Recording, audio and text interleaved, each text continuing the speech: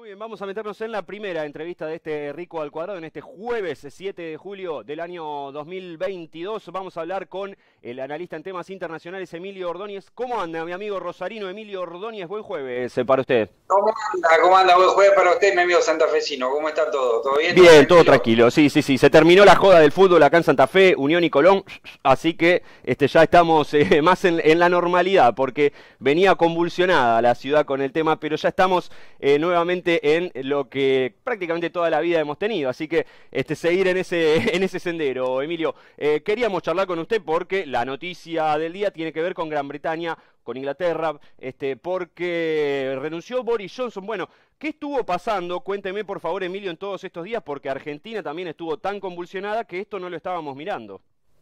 La mejor pregunta en realidad es qué no estuvo pasando para que Boris Johnson renuncie. Me parece que fue toda una bola de nieve política que se venía formando desde hace ya medio año y que terminó de arrollarlo el día de ayer con la renuncia de más de 60 funcionarios de su gabinete, entre primeras y segundas líneas.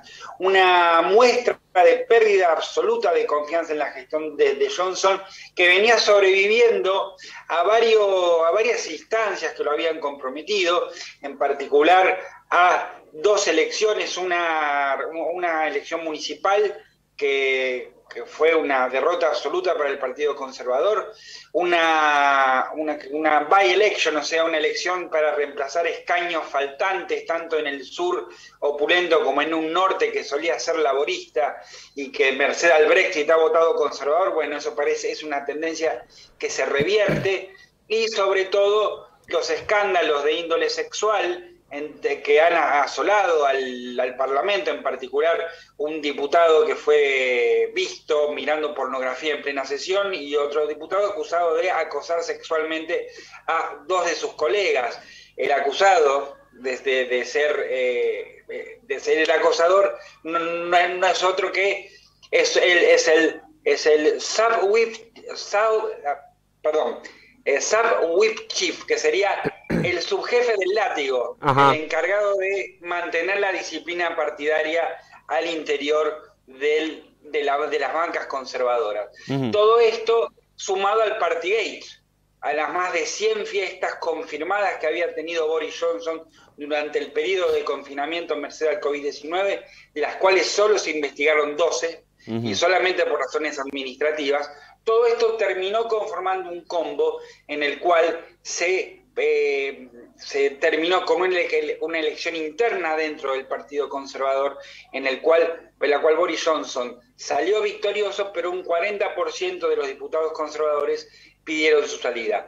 Nadie daba por sentado que este 40% iba a bajar, al contrario, se temía que fuera a subir merced a estos escándalos, y esto fue lo que ha ocurrido a niveles catastróficos. Repito, más de 60 funcionarios de primeras y segundas líneas le pidieron la renuncia a Johnson. Es más, el nuevo ministro de Economía, Nadhim Zahawi, que reemplazaba a Rishi Sunak, el ahora saliente y primer ministeriable, diríamos, a 2 días de asumir, le mandó una carta a Johnson pidiendo que se vaya, que él sabía en su corazón cuál era la acción correcta, y era la de irse. Con este panorama no había otra alternativa que la renuncia de Johnson, pero con el agregado que se podría quedar hasta octubre, que es lo que duraría el proceso, más o menos 3 meses, para generar un nuevo líder al interior de un partido conservador totalmente desnortado, desmadrado y con unas ganas locas de deshacerse de lo que ellos llaman una figura tóxica como es la de Boris Johnson. La crisis económica, digo, por la guerra entre Rusia y Ucrania, también hizo mella en la presidencia, ¿no? Primer ministro Boris Johnson. En la administración Johnson. Me parece que la crisis económica lo que marca también ha hecho mella en el sentido de en el sentido que se ha generado una desilusión en torno a las promesas en torno al Brexit. Recordemos que mucho de lo que impulsó al Brexit, más allá de una tendencia a nivel internacional, que es la de más que nada una recuperación de algunos atributos que estaban dicho ligeramente pasados de moda, tipo soberanía, fronteras. El Brexit se encargó de recuperar estos factores, estos conceptos más que nada, y sobre todo la idea de una independencia o un divorcio de la Unión Europea del continente que impidiera que esos miles de millones de libras que iban a Bruselas se invirtieran en salud, en economía. Eso no solo no ha ocurrido. El Reino Unido ha pasado por etapas de desabastecimiento en supermercados, ha pasado por niveles de inflación, tiene el nivel de inflación más importante de los últimos 10 años. Está claro que, si bien dentro del Partido Conservador se considera un triunfo el Brexit, fue uno de los logros, fue uno de los hitos en materia gubernamental de Boris Johnson, está claro que también hay una crisis de confianza en torno al Brexit, pero sobre todo lo que hay una crisis es en la figura de Johnson como un líder íntegro. Me parece que hay más una crisis de ese tipo de valores, de lo que debería representar un primer ministro. Es un primer ministro que es considerado dentro del Reino Unido, es como una especie de mentiroso serial. Esta es la imagen que se tiene de Boris Johnson en Inglaterra, y que siempre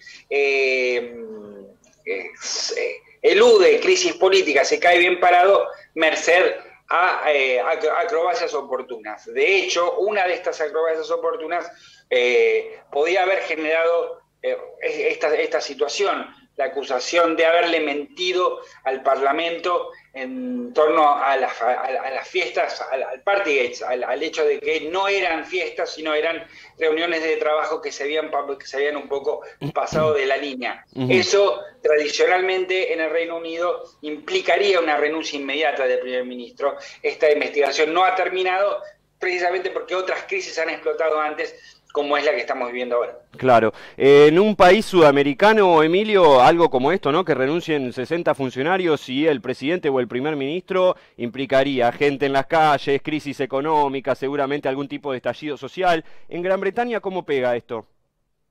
En Gran Bretaña está más... en Gran Bretaña viene de situaciones recientes, de escenarios similares. Recordemos que desde la renuncia de David Cameron, merced a lo que fue justamente el referéndum en el cual el Brexit salió victorioso, han habido situaciones en las cuales se han llamado a elecciones anticipadas, han habido renuncias anticipadas de primeros ministros. Esta no es una situación nueva. Es otra manera, el parlamentarismo tiene otra forma de gestionar sus propias crisis. Ciertamente los partidos, como el Partido Conservador, que tiene una disciplina interna muy importante, así como también la tiene el laborista, tienen instrumentos que permiten sortear esta crisis con cierta rapidez. Por tanto, no hay caos, o por lo menos una apariencia de caos como podría haberlo en otros lugares, simplemente porque los sistemas parlamentarios gestionan su crisis de manera diferente. Acá, en el caso argentino, los ministros tienden a ser de mayor manera, también lo son en el parlamentarismo, ¿no? Pero los ministros suelen cargar con el peso político de algunos fracasos o alguna falta de eficiencia en algunas medidas políticas. Allí, en el parlamentarismo, y esto genera, en los presidencialismos suele generar mayores convulsiones.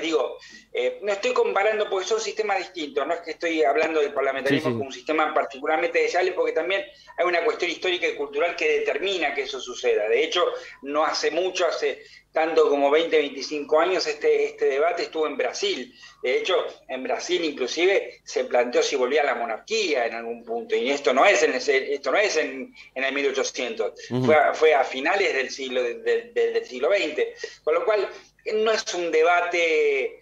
Es un debate para politólogos y sobre todo para analistas políticos, para sistemas políticos comparados, pero acá el caso argentino es concreto.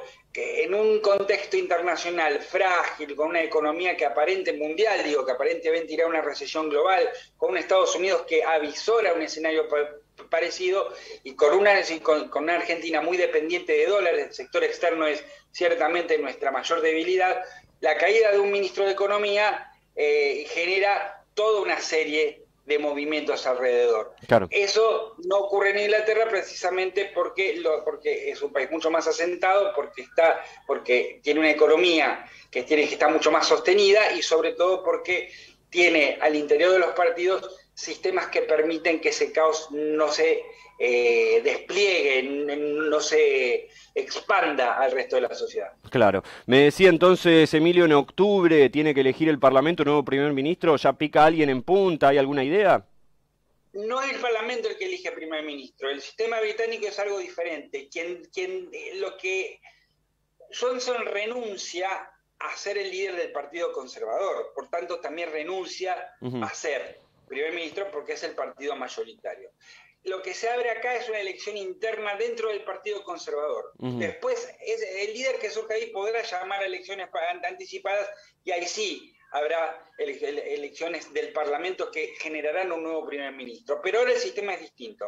Ahora comienza una carrera entre los candidatos que se nominen a primer ministro, a quienes quieran reemplazar a Johnson, que necesitan el apoyo de al menos 8 diputados conservadores. Los que quieran se unen. Y ahí empieza una serie de votaciones eliminatorias, primero por el que saque menos del 8%, o del 5 al 8%, creo que el 5 se va, en una segunda instancia es el 10%, en una tercera instancia es eliminación directa, hasta que queden 2.